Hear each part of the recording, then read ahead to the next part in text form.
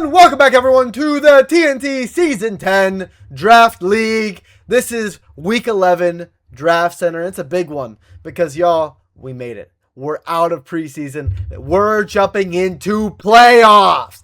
And in playoffs, the 8 best teams are going head-to-head. What? Oh. Yeah, I mean, eight maybe. And, 8 best teams, that might be a stretch. I think there's like... The 7 best teams. 8 front runners are jumping into the 8 teams that made it out are going to be playing in a bracket, a one-life bracket, single elimination. If you lose, you are out of Season 10 and you're not in the running. And this is to crown the Season 10 champion. So it's a big one. And this week was, guess what? Honestly, not a lot of fire. Not because there wasn't any good sets, right? Or any interesting sets, to say the least. But mostly because a lot of them just didn't matter. So, typically, we like to hit on all the sets. But this week, we're really only going to be focusing on 2. Because those are the 2 that mattered for playoff positions. The rest of them either didn't matter at all. Or only mattered for seeding. Which we will touch on them after we hit on these main 2 sets. But without further ado, and Dylan, anything you have to say? No, it's been a good season, there's just about, how many more sets to go? We got 7 sets to go. 7 sets to go. Only, 2 more, or technically 3 more weeks if we count the final? 3 more weeks, and the finals will be during Supernova weekend. Get ready for a lot of live content during that. Yeah, it's going to be a good time. And we have another announcement at the end of this as well, so stay tuned. Please, watch the whole thing through. It's going to be a short episode. We're not making it sit through 50 minutes. Take your seat. Rapid-fire episode. Take your meds. Take a seat. Watch. But take your lines of Dubby. Yeah. But let's jump in right away with, I think we should start with the final position in the Heroes Division, Pierre versus Luke. Now, I think we both have a lot of thoughts on this set. So let's jump into the main thing. We can go back and forth, right? Let's start with one of my main issues, right? Sure. And that is, we still don't know what Aromatisse's ability is. It's still yet to be determined. Many people have researched this ability. Nobody has figured out what it is. It's hard to tell. Okay, so when you look at Aromatisse and you look at the abilities it can have, right? It can have Healer. Yeah. Now, Healer's a fine ability. Nobody's running Healer. So let's move on to the other one. It can have Veil. Wait, what's the word before Veil? Aroma. Aroma Veil. Aromatisse. Aroma Veil. And what does Aroma Veil do, Dylan? Well, it stops the effects of anything that restricts moves. So you can't, get hit by Cursed Body. You can't get... You can't get what was it? You can't get encored. That's of course. And you can't be taunted. Whoa! Yeah. So once again, this is the second time, and it was when Pierre had Aromatisse before, and that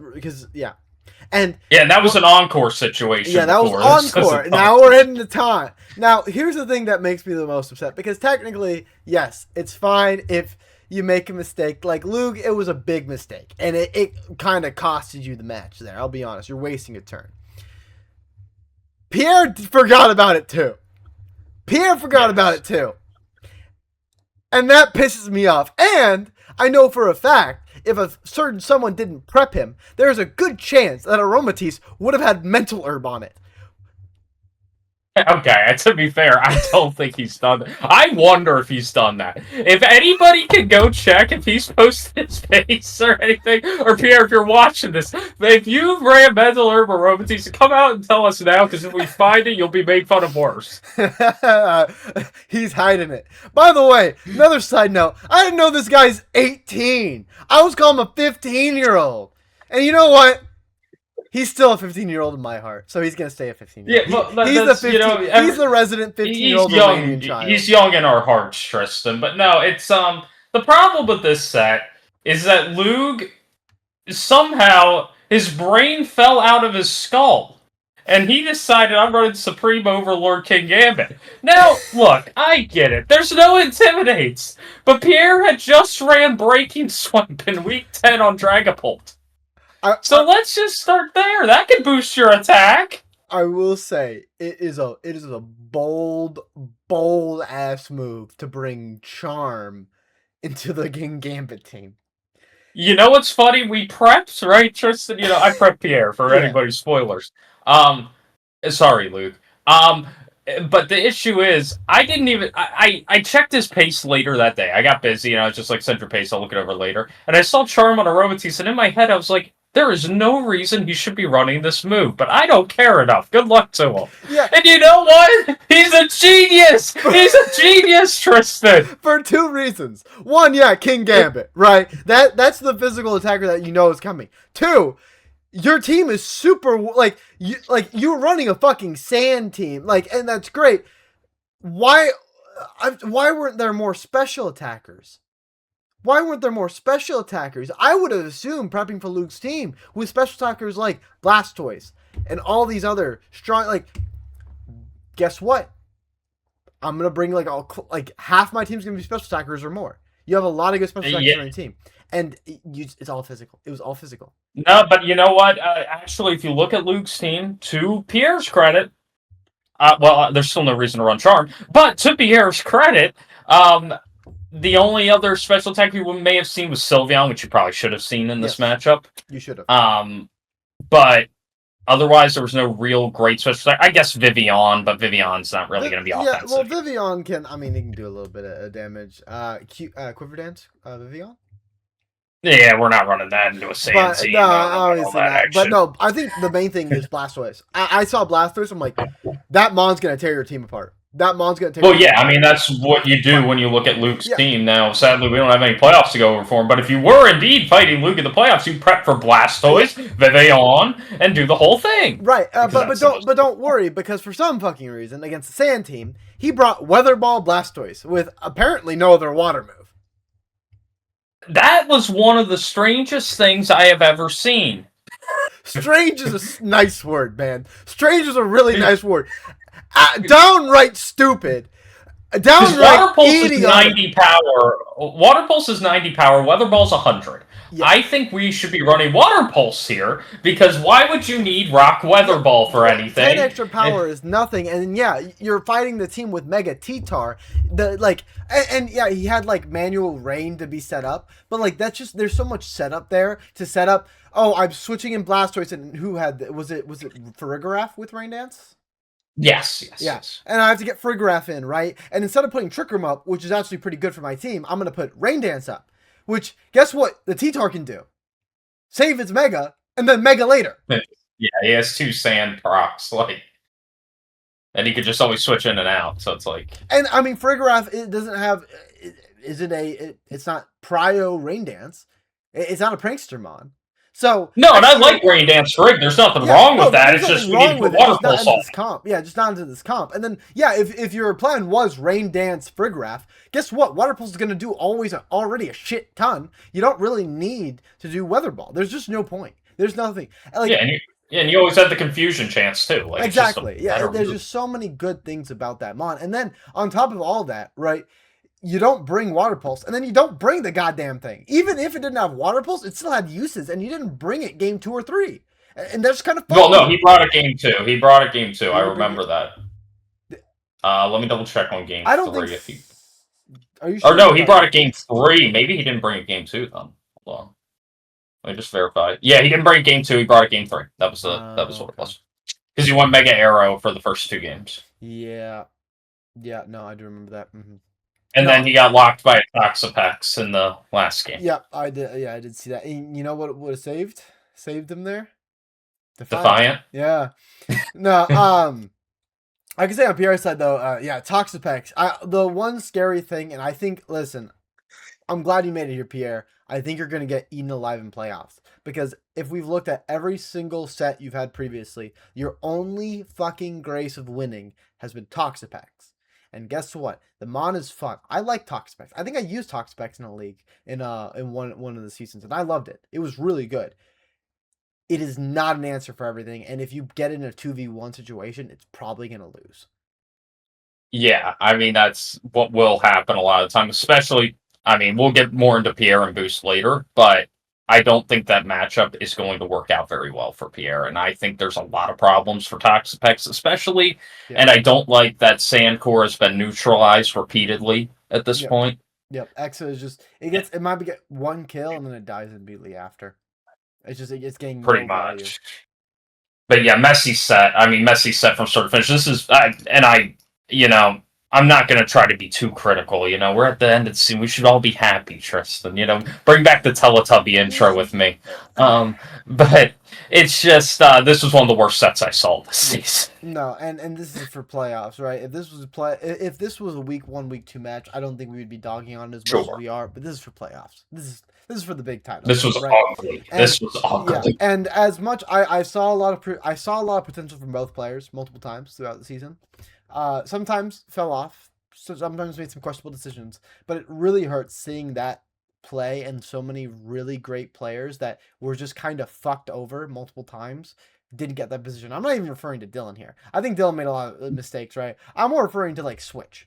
Switch is someone who consistently, he had some fallouts, he had some bad times, right? But consistently, I mean, it's not even just Switch or I. There's players that would have. This was an embarrassing set for both parties. It was. That's what this was. And Lug, it feels like such a missed opportunity. He had this team together, and it just, these last 2 weeks, he played miserably. He would have done really well in the playoffs. He would have done really well in playoffs, I think. Maybe not. I mean, it's just he never was able to focus up in these last 2 weeks, it seems like. I just don't know where his team building went. I don't know. Maybe these moves weren't the right moves for him. Maybe he was more comfortable with the Ninetales stuff. I don't know. But yeah, no, and that's not even my point. It's like we're getting into this, and you're watching as especially for most people who have already been knocked out, as a spectator, you want to watch good Pokemon at this point. You're like, this is peak. These are the best players, or these are players who have made it here. They're good. They're really good, right? And it seems like you're watching a week 1 match where people don't know what team they're playing. Right. And I can't say again, end of the day, Pierre won, right? And that's great. And Pierre did play better this week. I'm not gonna say otherwise, but it's by such a small amount. It doesn't matter to me. I wanted, and we're gonna be talking about later. The other set, I think was a lot more interesting. I thought it was a lot more interesting. Well, I will talk about that set when we get there, which probably momentarily at this point. But it was just, I don't know. This set was a mess. I wasn't very thrilled or enthused watching it, but Well, but hey, I'd love to be proven wrong, Pierre. Make it tear through playoffs. Focus up. I'm not saying you can't do it, but hey, if you bring play like that, I'm kind of questioning it. All right, hey, you want to introduce our next set though, and this is for the final position in the Villains division. Dylan, hit us up. Who was playing? We got the Relicanth Rationale against the Core Enforcers, playoff spot on the line. If the Core Enforcers won, there would have been more drama, but that was not the outcome that was reached. So the Relicanth Rationale were able to secure the set 2-0, and since you thought this set was interesting, I want to hear your thoughts about it first, because I have different thoughts. Absolutely. My main thing is, once again, I've liked how Ivy has taken an approach these last couple weeks. And their approach overall to the league right now. Listen, I might be biased. I like minimize strats. I think they're fun, right? But I think we are very much underrating their rain team. I like their rain team as well, their rain core. I thought they just showed good play. I thought it was just good play from Ivy. I think Matthias played fine, but I think Ivy just built a little bit better. And I think, guess what? I feel like at the end of the day, you watch set, you're like, Ivy deserved the win there. That's how I felt. Ivy deserved the win. Yeah. I'll agree with that. I thought Ivy played great here. I didn't have any issues with anything Ivy did in this set. I know who you're going to talk about. I don't think Matthias played really well at all, and I think this has been an issue with Matthias for weeks now. This team has been a mess. They haven't looked overly confident in anything they're doing with this team. I get it. This team is rough. I mean, at the beginning of the draft, we've talked about this on end, but the T-Tar having to go with base T-Tar Mega Excadrill is not fun compared to the other version of it. You want the other version, yeah. And it's like, for this set, I don't know how, if you're Matthias, that you get shut down by Sandaconda in 2 different games. I don't know how that happens. I really genuinely do not know how that happens when you see what Ivy's doing every week. Especially every week. And to be fair, they did mix it up. They weren't. Oh sure, but it's still a Sandaconda. It didn't like transform into a different Pokemon. It's still Sandaconda. Like, I don't know how you don't say, adaptable. Okay, I need Lamon's adaptable. We love it's the best mod ever. My bad. Not it's even just saying like that. It sure is adaptable. No, it either sets up, presses high horsepower. It does a lot of things. God, what a hater. It's just. Well, and I like Sandaconda. I almost picked them on up this season. Imagine if I did. Imagine what I would have ruined if I picked up Sandaconda. That would have been very sad. You would have ruined the minimized rain team getting into playoffs, and I don't want you over the minimized rain team. No way. No way. Oh, I still wouldn't have made it. It's just the you would have ruined Ivy's day. Would you really want to do that? Yeah. Yeah, and I mean, who knows? I may have somehow forced switch in or something. Who knows what would have happened? It's really scary, honestly. But no, I just think that Sandaconda and this whole thing, it feels like I don't know how you don't cover this. I don't know how you don't cover this if you're Matthias. I don't know where in prep you go wrong for getting to cover the most obvious things that are coming. I do find it funny. I don't get it. Every single week we say the same thing. Ivy's going to do the same thing next week. And once again, it always works. And that's the funny thing. Hey, spoiler to their first round opponent. Guess what they're going to bring? Minimize and rain, and maybe throw up another setup move on Sandaconda. Who knows? Give me the same thing. And this is the week they're actually going to change it up and they're going to win with a different form. Well, and they might, but like you got to at least just cover Sandaconda. You got to have something for this snake. And I get Hydrapple was there. It's so frustrating watching this set because I thought, and Ivy has essentially, like you said, done the same thing for like 3 or 4 weeks in a row. But if you're Matthias, this was a chance to make it, and it just looked like they were dead in the water. Right. And there was nothing here. And it was sad, honestly. That's why it wasn't all that interesting to me. Credit to Ivy, but I don't know. Just not the best showing for Matthias. Yeah, but hey, end of the day, again, my biggest thing is looking in comparison to the other set. I didn't feel bad about one person who took the position, right? Ivy earned it this week. Ivy earned it. And while Pierre played better than Lug, I mean, if you play better than the worst play I've seen from Lug all season, I mean, it doesn't, and it wasn't even like a destruction. It was very close in comparison. I preferred this set, but yeah, no, those were the 2 main sets. So we had the final 2 playoff contenders positions taken. We're gonna talk about them in a little bit. So if you already forgot, if you got that the goldfish memory, right? Don't worry. We're going to be talking about that in a little bit. But Dylan, how about you know what can help you with your goldfish memory, Tristan? Oh, buddy. Is it Dubby? It's the week 11 Dubby ad. You know, I heard they got that clean energy. They got the super duper cheap energy, you know.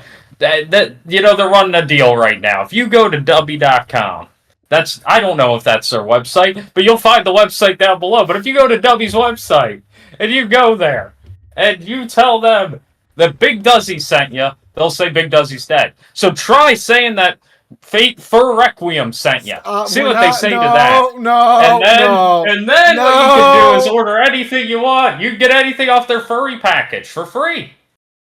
Right, Tristan? Fuck you. But, thank you, Dubby, for sponsoring. Appreciate it. Use the affiliate link, 10% down below. I'm not even going to engage with that. But what I will say is, I'm gonna engage with the Fate for Requiem name. Yeah. The funniest thing was technically, if you are in the know, I'm gonna tell you now where the term part fateful started, right? Where I got that name, I was like, there's nothing that could be more embarrassing than what that was based off of. I don't think so. Right. You managed to make it worse. Who was it? I think it was Izzy. It was Olive. Oh, it was Olive. Olive made it worse. Yeah. So originally, I want you to guess. Fateful. What do you think? It is something you know about that I like. Fateful. What do you think that's a reference to? I mean, I don't know. You're a Christian, you know. You got faith. Is it, No. no? Okay. My first Fire Emblem game was Fire Emblem Fates. Fateful Requiem was Fire Emblem Fates. It's based off Fire Emblem fucking Fates. And now That's you're a bad. furry. How do you feel? No, I'm not. So honestly, I don't feel that bad anymore. But hey, you know what? I go by Rec anyway. You don't. I swear to God, if you call me Fate for Requiem, especially at Supernova, I'm dropping your ass. If anybody calls him Fate for Requiem I'm dropping at your ass. Supernova, I will give you $10. I'm dropping. This is an open invitation. Faye, Monica, Burner, anybody else, anybody that hears this that calls him that. You know what? I need to make a shirt for you that says Fate for Requiem. Hold on. I'll get my people on the line. No. What's gonna happen is you might be $10 richer for like 10 seconds until I drop you and you got medical bills to pay. So keep that in mind. Is that $10 really worth a fucking broken leg? I want you to consider that. And Dylan is actually going to be suffering even more because he's going to be $10 down and a broken leg down. So, you know, and hey, already, you know, when you break a leg, it gets slightly shorter. I don't know if you can afford that. Wow, you know, you got a point there. And you know what else we can't afford, Tristan? What can't we afford? We can't afford the lawsuit that has been served on us on behalf of Starlight Games. I'm like, where is he taking this? And I was like, shit! I remember. Yeah. Okay. I recently got papers on behalf of the TNT Draft. You got that we served? I did, and it was because we have made some false claims that are in no way true, and we would like to welcome Thomas back into the Smash Bros. Sorry, wrong legal rant.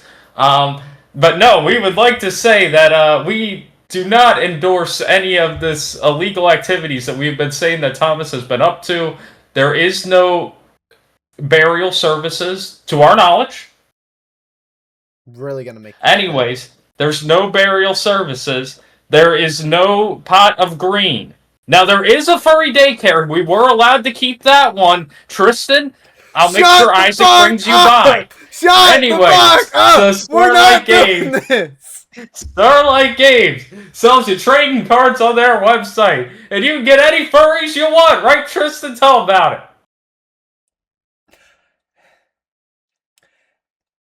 No. Tell them about it. No. You can get a bunch of awesome trading cards from their TCG market link. And that includes Yu-Gi-Oh!, Pokemon, and hey, you know what? All I'm saying is I'm the least big Pokemon fan here. I'm the smallest Pokemon fan here, probably. Like, I like a good bit of Mons. I grew up with it. It's fun. You know, I dabble. Now, all I'm saying is this motherfucker will not touch something if it isn't Pokemon colored. That is the most furry thing you could do.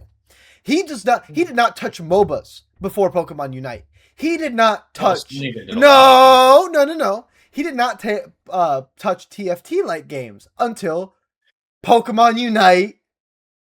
Auto chess. Chinese auto chess. Yeah.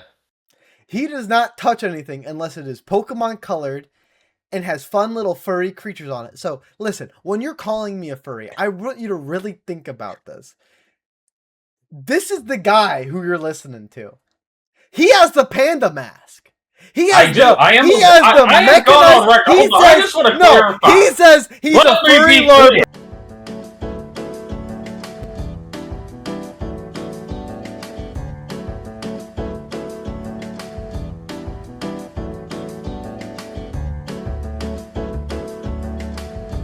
Anyway, once again, thank you, Starlight Games. I'm so sorry we can't give you a good ad section. This guy keeps fucking it up. Yeah, we can't give you a good ad section. I'm sorry, Thomas. I'm sorry. Every single time it's either Faye or Dylan ruining it. I'm just a bystander. But thank you to Starlight Games. Go check them out. I don't know if you're right. Go check them out. And yeah, so my favorite furry, Dylan. You want to tell me about the other sets that we didn't cover this week and why they weren't important? And then who won? Yeah. I can run through them. Give me a second here. Okay. Boost beat the Size Spammers, and we saw Mixed Greninja. That was fun.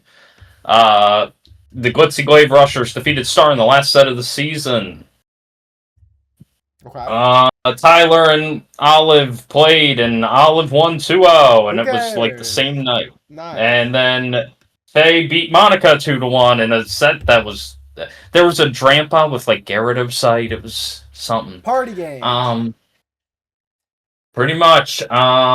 The Furts beat the Pheasantippities 2-0, and which, you know what? That was one of the better sets. At least both of us took it semi-seriously. It just wasn't that interesting either. And you know what the last set was? The real last set. This was like a secret ending, right? Okay. It was Switch saying to Runner, you know, man, we're both eliminated, man. You know what? I'm forfeiting. Peace, man. See you, man. Get out of my face, man. Go home, man. It was very funny. It was very, very funny. All right. But yeah, that's it. That was everything. So now we're going to talk about playoff serious mode, Dylan. Serious mode, all right? We're going to talk about playoff. And we're going to make this really short. We're going to be telling you about the matches this week. Or I guess next week, right? And we're going to be doing this every single week until the end of the league. So prepare for the TNT Season 10 playoff brackets.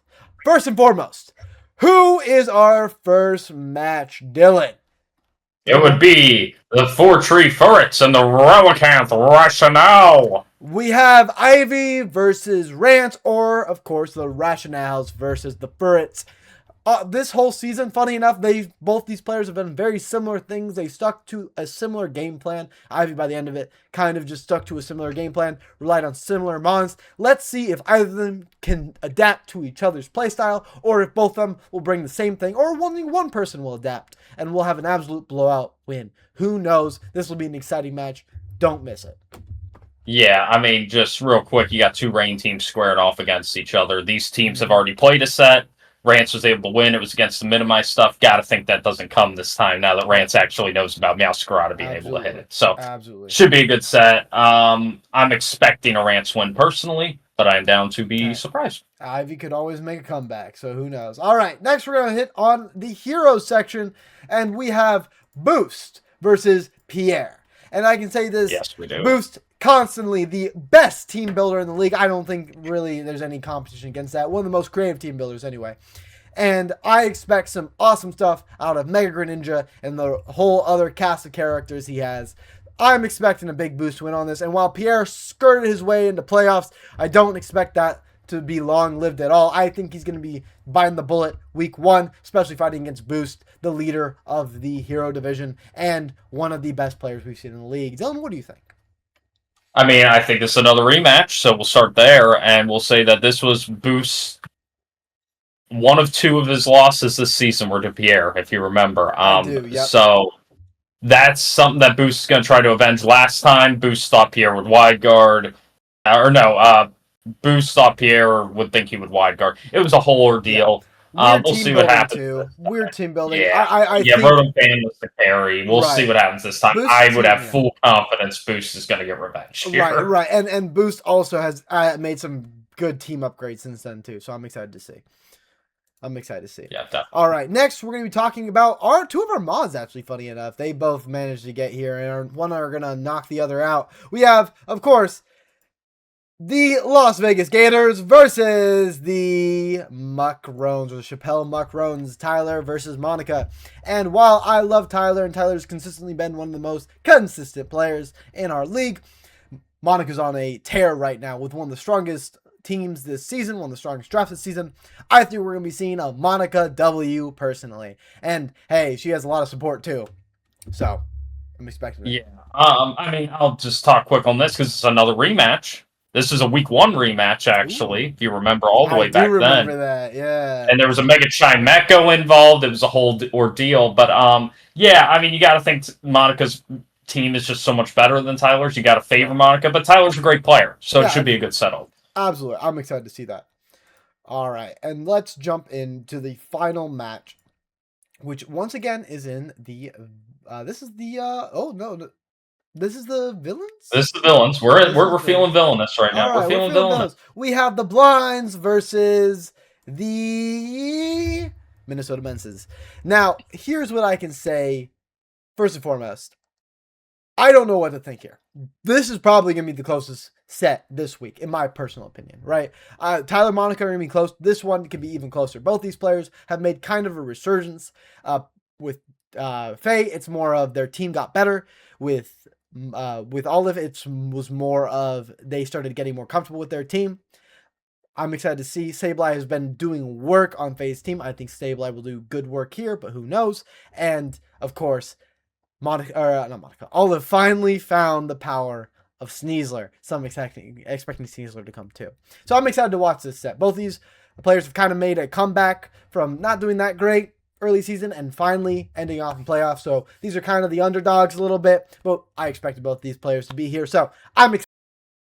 Oh, my mic. Dylan. Mic cut out for a second, yeah. Tristan, but it's kind of crazy.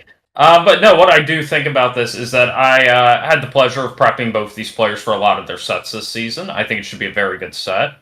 I think these are teams that have gotten better and are about at equal footing. I agree with you that this will be the closest set of the week, and it's between the 4 and 5 seeds, so it should be very good. And I'm very excited to see that. But let's end off today's episode, of course, with one of our favorite sections, Dylan. This is the last Rat of the Week before playoffs. We haven't done a Rat of the Week in playoffs. I can't wait to see what happens. So, we're going to jump into Season 10's last pre-playoff Rat of the Week.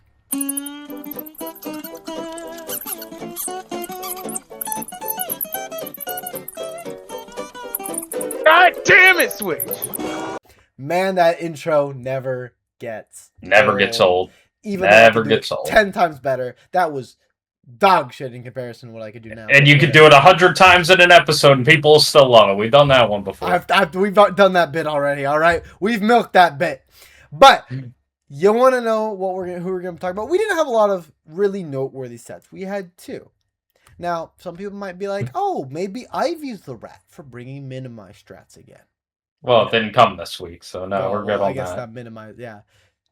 It got minimized. It had it. It could be Matthias. Who knows? Maybe Pierre. Be, yeah. I don't like Roman. I'm always down for that. Yeah. Well, let's back up a little bit. Fox News was a week or 2. I'm joking. But no, maybe it's Pierre, right? No. Pierre won. Luke, you're the rat of the week. Now, let's talk a little bit about it. The biggest issues. Gambit not being defiant. That's number 1. Falling for the Aromatisse Gambit. That's number 2. You gotta watch out for these Gambits, apparently. Yeah, 2 different ones. And you know what the third Gambit is? The Weatherball Gambit. Didn't work out for you. There was just so many questionable things going into the set, questionable decisions in the team building process. And then when we got in, the play itself wasn't even that great. It looked like a season or a week 1 or week 2 game. It was disappointing, especially from a team as strong as Luke and the potential we saw from Luke constantly. I expected more. Now, there might be hopefully we get Luke back next season and he can rectify this wrong. But until then, until season 11, Luke, you are the final pre-playoff Rat of the Week. And I'll just say my piece on Luke real quick. It's a very quick piece. Garchomp, Mega Aerodactyl, Farigiraf, King Gambit, Mega Blastoise, Sylveon, Viveon, Raichu, Ceruledge, Mega Crabominable, Salazzle. I'm going to ignore the one in between those because who cares about Mega Bonesnow? But that team did not make the playoffs. That's crazy. Also, a thing I forgot as well. Listen, why was Raichu there? Yeah. I forgot about that too. I'm trying to think of his whole team, and I was like, there's one more I'm forgetting. And I was like, Raichu. And you wanna know why I forgot it? It did nothing. It actually did nothing. It walked up, it faked out something, and it died. It got hit by a rock. faked out and laughed. I was the extent. Again, you brought Amon so reliant on Focus Ash into the Sand team. I wonder what's gonna happen. Anyway, yeah, Luke, you're in the last round of the week for Season 10 pre-playoffs. So, congrats, man. Now, we finished everything. It's a pretty quick episode. But this is where we get some important shit. Of course, we've said it like a million times at this point. But the last Draft Center will be live, featuring multiple of the mod team, the admins, and of course, your casters, me, and Dylan over here. And we will be hopefully presenting this live to the winner. If not, if not, it'll be delivered. But either way, we'll see this. We'll see it. We'll show it off, right? We might do some pictures with it. That'll be fun, right? Yeah, I get to wear it. It's pretty fun. It'll be the only time I get to wear it. I think I should get to wear it too. You can wear it too. I'm just saying, given my season, that's going to be the only time I get to wear it before I give it to somebody. So I got to get my time in with it. It's my best friend right now. Sure, absolutely. Yeah. You're losing the kid. Yeah, right. You're losing everything. But to prepare for that as well, we will have, for the people who are new, right?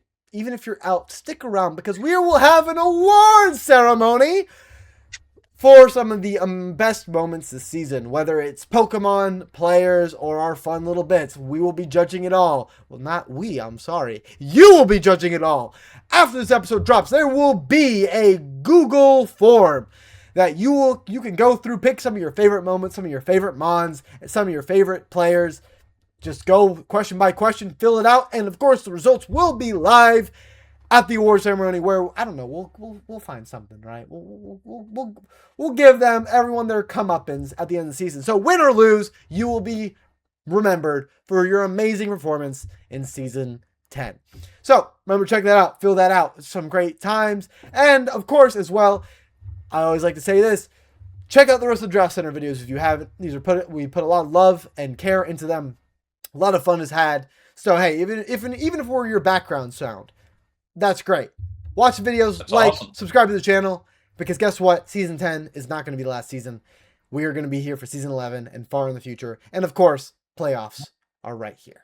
So, and you never know what can happen. You never know what can happen in the TNT Draft League. Anything can appear. Maybe there'll be special guests at Supernova. You never know. You never know who could appear or what could happen. Maybe. Well, we have fun bits, fun stuff planned. So, hey, tune in, of course. That we'll be announcing this later again, but that will be streamed on my Twitch channel, Fateful Requiem. Not Fateful Requiem, Fateful Requiem on Twitch TV. And also, just because you like me, right, you should follow the Twitch channel. I'm just saying. Because most of our TNT draft stuff is done through that channel. So, Dylan, you better take that thumbs down out, because guess what?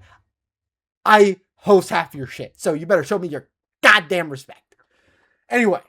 There we go.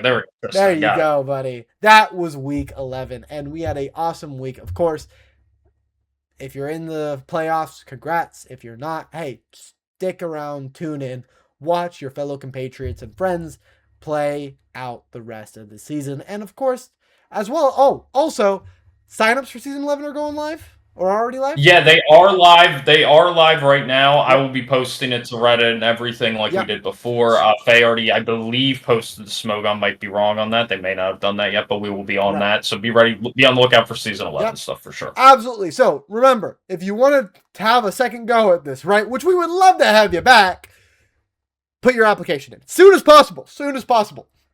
Because that gives you a higher likelihood of getting in. And hey, soon enough, when we're close, we'll announce the people for season 11. So, but until then, let's not look out to season 11. We have a action-packed end of season 10 coming. So, I've been Fateful Requiem, or Rec, or Tristan. And I've been Dozen, or Dylan, or, a lot of things this season. But, I got plenty of names that there's still 7 games left. So, we'll see how they go. So, we will see you all in the week 12 review, the first playoff review. Play the outro!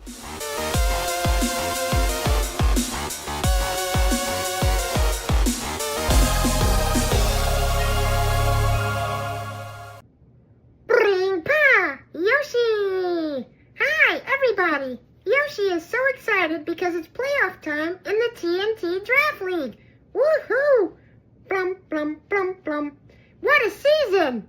There were big battles, clever plays, lucky crits, unlucky misses, and probably